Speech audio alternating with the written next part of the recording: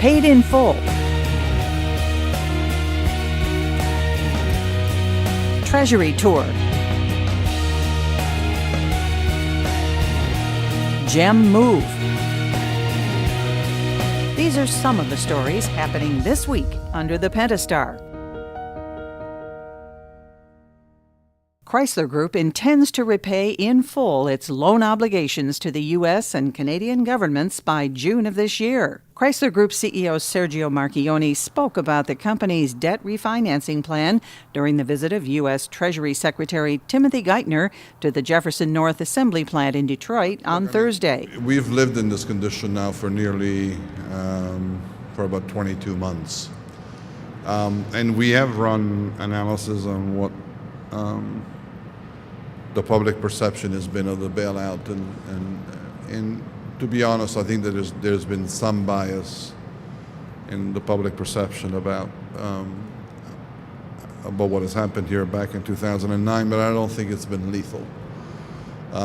There's not a single doubt in my mind that once we manage to repay the U.S. and Canadian governments, that we will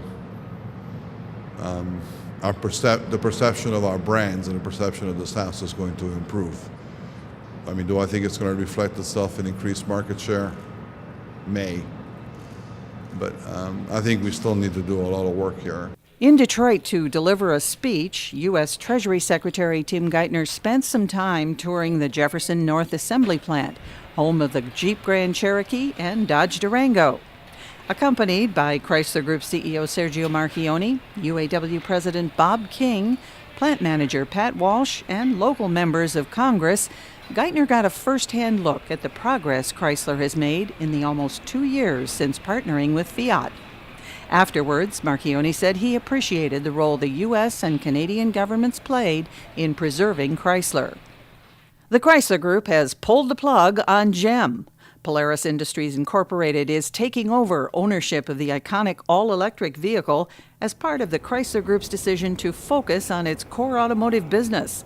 GEM vehicles have contributed significantly to the company's ongoing zero-emission vehicle compliance in California and other mandate states since the year 2000.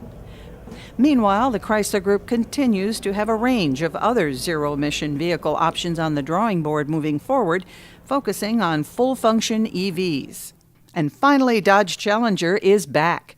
After a 2-year hiatus, a stock 2011 Challenger SRT 392 is revved and ready to compete in the upcoming Motor Trend Tire Rack One Lap of America competition. SRT engineers Eric Heuschle and Adam Forte will take turns behind the wheel of the Challenger SRT 392, joining a field of 70 for the 3,500-mile competition. Winners will be announced on Saturday, May 7th. And that's just some of the stories making news this week under the Pentastar.